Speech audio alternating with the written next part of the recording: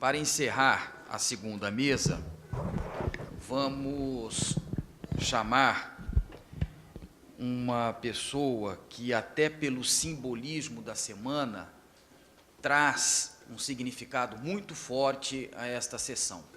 Semana da Mulher e Semana da Advocacia Pública.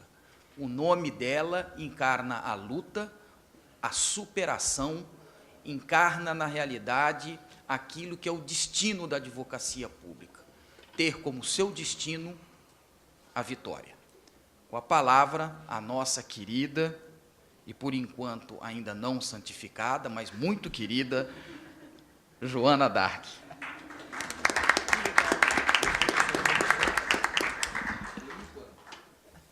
Boa tarde a todos. Deputado Fábio Tradi, só tenho a agradecer as suas palavras, e isso é uma responsabilidade. O senhor colocou uma responsabilidade muito grande em minhas mãos. O nosso querido Sérgio, também aqui, deputado Sérgio Barradas, também que é um grande companheiro aqui na luta pelos interesses da advocacia pública. E eu gostaria apenas de... Se falou muito aqui em reflexão. Realmente, o dia de hoje, o primeiro aniversário, né, desse dia da advocacia, Dia Nacional da Advocacia Pública, falou-se muito em reflexão. Realmente, esse é um momento para todos nós refletirmos sobre o papel da advocacia pública para o Estado brasileiro. O seu embrião surgiu lá em 1609, como foi dito, hoje e também na parte da manhã, na Escola da Advocacia Geral da União, com a manifestação do nosso ministro. Então, essa reflexão faz o seguinte, buscar o que era e o que é hoje a advocacia pública, o que nós conquistamos e o que ainda precisamos conquistar. Se nós olharmos antes da Constituição de 88, nas palavras do Dr. Saulo Ramos, que foi o responsável pela criação da advocacia pública, e aqui rendo as minhas homenagens a ele, não fosse a luta e a garra deste grande jurista, talvez a Advocacia Geral da União não existisse. Pois bem, ele, o Dr. Saulo Ramos, e também temos que agradecer ao, então, na época, o presidente José Sarney, que acreditou também no trabalho do Dr. Saulo.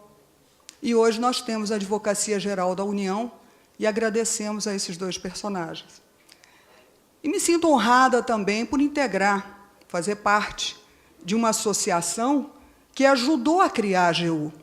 Nas palavras do Dr. Saulo Ramos, ele é o pai e a Anajur é a mãe, porque ela foi criada exatamente com esse objetivo, de instigar aqui o parlamento a criação da advocacia pública. Então, ela hoje existe, tem deficiências, muitas, mas nós adquirimos também, temos muitas conquistas. O Estado brasileiro tem muitas conquistas. O cuidado que nós, falando em reflexão, o cuidado que nós temos que ter, eu observo, é que nós precisamos mostrar para a sociedade brasileira que os nossos pleitos não podem ser traduzidos em privilégios. Nós não podemos ser rotulados como marajás. Nós temos que ter esse cuidado ao tratar de temas como a PEC 443. É importante que todos nós temos que refletir sobre essa questão, para que não seja levado à sociedade, não seja levado à sociedade brasileira como pleitos de privilégios. Não é isso, são prerrogativas que nós queremos. Nós queremos um respeito remuneratório, nós queremos a dignidade no nosso trabalho, nós queremos um ambiente de trabalho com o mínimo de espaço para trabalhar. Recentemente, nós temos um caso aqui num determinado ministério, onde a consultoria jurídica, pasmem, destina a um advogado da União um espaço de 1,40 m por 1,40 m, e acha que isso é normal. E ainda coloca os advogados no mesmo espaço com os outros servidores, atendendo o telefone, ouvindo música, andando para lá e para cá. O nosso trabalho é intelectual. Esse mesmo ministério que insiste em descumprir, em respeitar as prerrogativas dos advogados públicos, também resolveu colocar ponto eletrônico. A nossa associação impetrou o mandado de segurança e nós conseguimos uma liminar para que não fosse exigido do advogado público isso. E conseguimos essa liminar, que está em vigor ainda, e permanecerá em vigor, se depender de mim. Então, são questões que nós precisamos conscientizar, não só a sociedade, mas os gestores também. O advogado, quando está atuando numa consultoria, ele está dando respaldo legal aos atos desse gestor, para que ele não seja questionado pelo Ministério Público, para que ele não seja questionado pelo Tribunal de Contas, para que ele não seja questionado pela sociedade. É o advogado público que dá respaldo à atuação do gestor. É o advogado, isso na área consultiva. E no contencioso, quando essas demandas são judicializadas, são os advogados da União, são os membros da Advocacia Geral da União, que viabilizam obras públicas. Nós temos exemplos e mais exemplos a ser dados. As obras do PAC.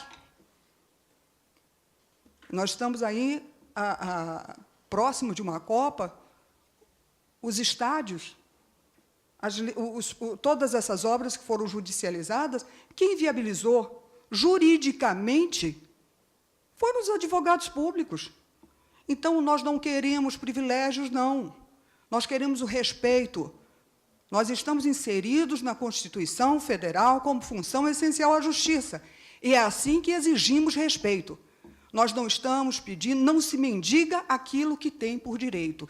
E é direito nosso o respeito que a própria Constituição de 88 nos deu. Nós queremos apenas que a sociedade, os gestores, esta casa, e aqui é o lugar para debate. Nós temos o projeto de lei complementar. Me perdoem os colegas que pensam diferente. É um projeto que eu sou contra a retirada dele do Congresso, como muitos apregoam. Ele precisa, sim, de ajustes.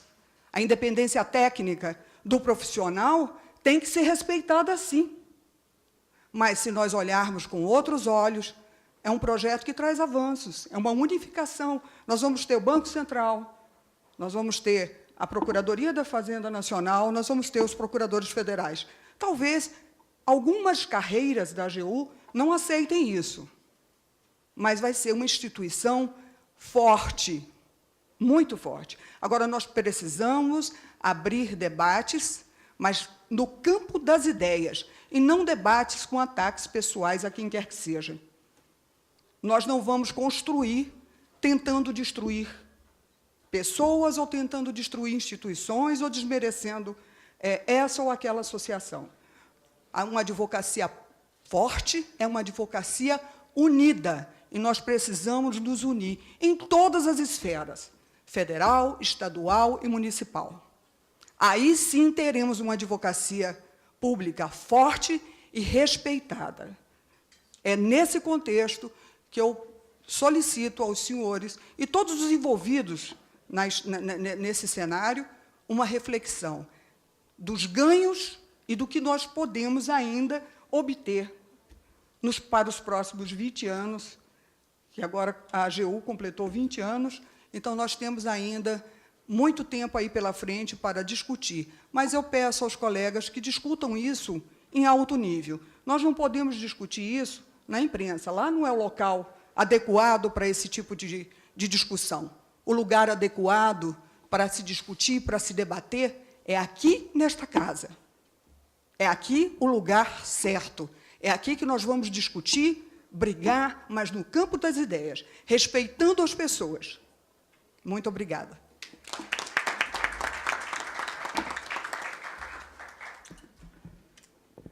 Vamos, então, ouvir ele que foi deputado federal, honrou, dignificou este parlamento, elevou o nível dos debates jurídicos da Comissão de Reforma do Código de Processo Civil como relator, homem correto, decente, íntegro, e que deixou muitas saudades na Câmara dos Deputados, meu amigo, meu querido amigo Sérgio Barradas Carneiro. Com a palavra, meu irmão.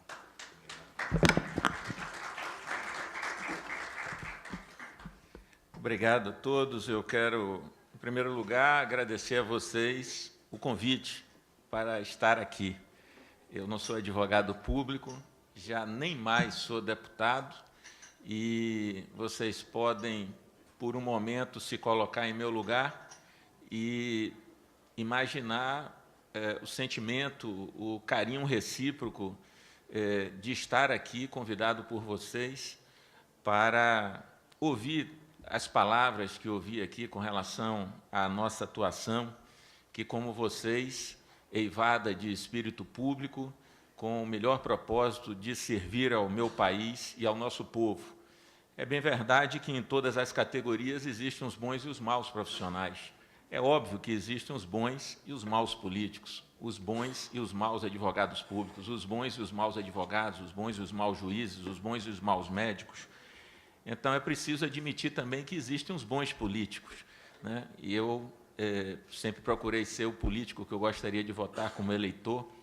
Eu tenho certeza que a minha atuação sempre fez as pessoas perceberem de que era uma atuação com espírito público e nunca com o propósito de me servir da função.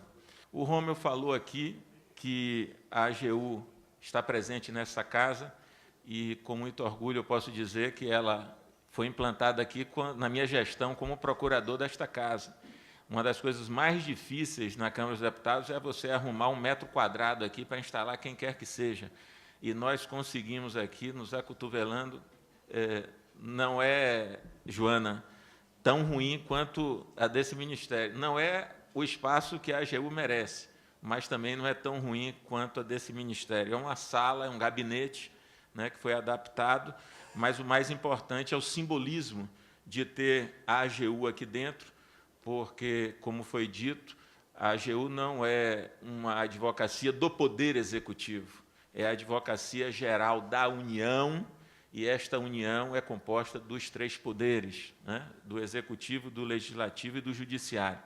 E nós aqui instruímos os processos para que a AGU pudesse representar o poder legislativo.